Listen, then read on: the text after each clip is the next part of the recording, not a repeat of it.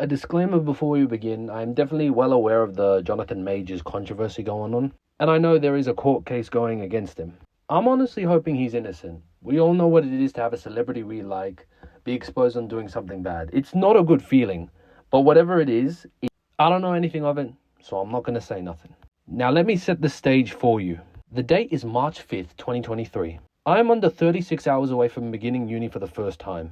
And I'm not gonna lie, I was pretty nervous during this time. First time nerves definitely got the better of me, but also my attitude to hard work that entire holiday had been non-existent. Like you'd actually be disgusted in my whole mindset. But regardless of all the mental discombobulation that was gonna go down that year, especially due to the fact that my first year of uni wasn't gonna end well, let's just say the less you know about it, the better off you will be. But yes, uni was about to begin, and I had one last trip that I was allowed to go on, and thanks to my parents, I had managed to spend my last day out of that summer watching this beast.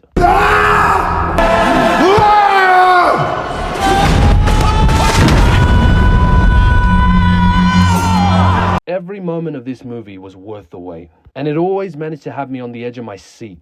It's been 2 years and it's still standing on business, hands down the greatest final fight that I had ever witnessed in a boxing movie, period. Now, the people who know me know I never mess with anime. I've never enjoyed it. I'll be honest with you, I have zero interest in it. But allegedly, this final fight was inspired from an anime of some sort. Honestly, if there was ever a chance you'd convince me to get into anime, it would be using this fight. And this movie had a thing shared by many other movies during the time of its release. It was the whole idea of not being able to escape from your past.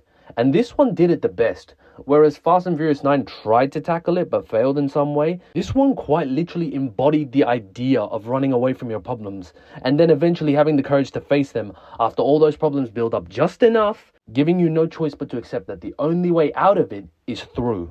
And you best believe that summer that I watched it, every moment leading up to then, I was running away from all responsibility. I just finished high school, and as entitled as I was, all I demanded was vacation. I didn't even put the work in for any of it.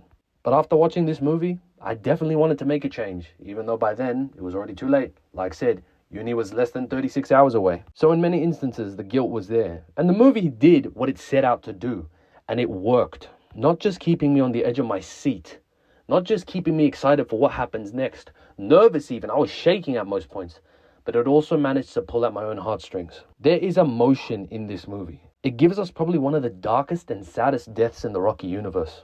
Apollo's death had always been a loud shock, followed up by all the emotion. But Marianne, her death, you never expected any of it. If you're a Creed and Rocky fan, you are so obsessed and excited about what's going to happen in the plot itself that when you gloss over that moment in the movie where it's teased, when you come to her death, it's more unpredictable and unexpected than Apollo's. Because Apollo, you saw in the fight, Apollo's fate, it could have been avoided if he didn't take up the fight. But with Marianne's death, this was a natural cause. This was a ticking time bomb, something you never saw coming. A lot like death in real life. You don't anticipate it until it's too late. And before you know it, you're in that scene, crying with Adonis. And I remembered crying in the theater. I'd spent the last 5 or so years of my life being obsessed with Rocky, Creed, and now I've known these characters for a long time. So when her death hit, especially everything she said, I kid you not, it managed to work in just the right way. That you swore in your heart it felt like losing your own mother. It was from here that you knew, Donnie knew, this was the push that he needed to go face his problems head on. And it eventually led to hands down one of the greatest training montages in any Rocky Creed movie ever. I had the soundtrack on blast every single day whilst trying to study for uni. But don't ask how I ended up getting kicked out of my uni due to academic means. Even I can't answer that question myself. But it had something that Rocky 3 didn't. You actually felt empathy for the Clubber Lang type character. So when it came down to the final fight, you never knew who to root for. And it honestly wasn't afraid to make its hero face the guilt of his own actions. We clearly know what Donnie did wrong, but regardless of said circumstances, we still root for him. And like every other Rocky and Creed movie, everyone involved had done their best. So you best believe I left that cinema a grateful fan of the franchise. But being grateful was never one of my strengths. So here are my nitpicks. Regardless of how amazing the movie was, regardless to how emotional the sad moments were, regardless of the cast themselves being likable people, I've got one thing to say to Diamond Dame Anderson. What the hell is this bum-ass boxing kit that he has at the end of the movie? Diamond Dame Anderson! What happened to the all-black kit with the big-ass diamonds? Look, I'm gonna be honest, this thing kind of grew on me. Like, as the years went on, when I first noticed it, I was disgusted. It was repulsive. Like, it was so bad. It was so bad. Look, I'm not that against it right now, but it would make sense to place something like this that isn't that shiny or expensive looking in the first fight of the movie, where Damien is the no-name underdog going up against the heavyweight champion. You could probably add some weight behind it, like, oh, I made this kit for myself because I like the look of it. And then everyone else looks at him and says, yeah, whatever, kid. Yeah, whatever. You're probably going to lose anyway. And then he goes out there and showcases his skill, not cheating, no low blows. Listen, here's what you can do with Diamond Dame, yeah? He's like, it's so hard to get into a championship fight now. You have to do so much and you have to rely on so many connections. Like, even if you have talent, it's never enough for these people. So yes, the idea of Victor Drago being jumped and injured, as impossible as it seems, because you've seen how big Florian is. Come on, man. Like, who the hell's going to break the hand of this guy? Hell, get off that nigga dick, bro. What is you doing? But the idea of it, it's well invited, because Dame is willing to do whatever it takes to get to the top. But why is he throwing low blows at Felix? It doesn't make sense. Like, look at Felix, look at Dame. No offense to Jose Benavidez Jr., yeah? But, like, you know who's winning this fight, regardless of who's the older man. Like, come on, man. When he said in the trailer, I was the best, but I never got the chance to prove it, this could have been the fight where you could have shown him fighting correctly and legally without cheating and making him a threatening force. You can prolong the fight to showcase that Felix can cook in these fights. But at the same time, though, look at Damien. Look at Felix. Eventually, Damien, his power will overpower him. And you could have had it been that he knocked him out in the 6th round at least. From the looks of the trailers, it seems as if he was going to have a fair fight and actually butcher Felix and beat him to a point where it left Donnie damn near traumatized. But then the actual movie comes out and I'm like, what the heck's all this? Why is he kneeing him? Why is he elbowing him? You don't need to do this. Look at the size of you, man. Creed 3 was amazing, bruv. But the lack of drip in the final fight for Jonathan Majors and the dirty techniques that he threw in that fight were more tragic than Jonathan Majors' love life in Magazine Dreams. Imagine if he went with the all-black boxing kit with the diamonds. It is a good connection to his character, his goals and aspirations, and it calls back to the very first line in the movie, well, one of the very first lines in the movie, in the best way. Man, the first thing I'm gonna do, I'm gonna give me one of them big-ass diamonds. I'm gonna get you one too, little homie. Along with that final fight, where it's just him and Donnie, which is hands down one of the best shots in any fighting movie whatsoever. I mean, I creamed my pants watching that fight on that day, bro. Like, I kid you not, I was geeking out the whole time seeing these two big black men beating the living shit out of each other. He's racist. But imagine this, Donnie and the ring, they're both wearing white. I mean, the ring doesn't really wear anything. What? Bro, what are you talking about, man?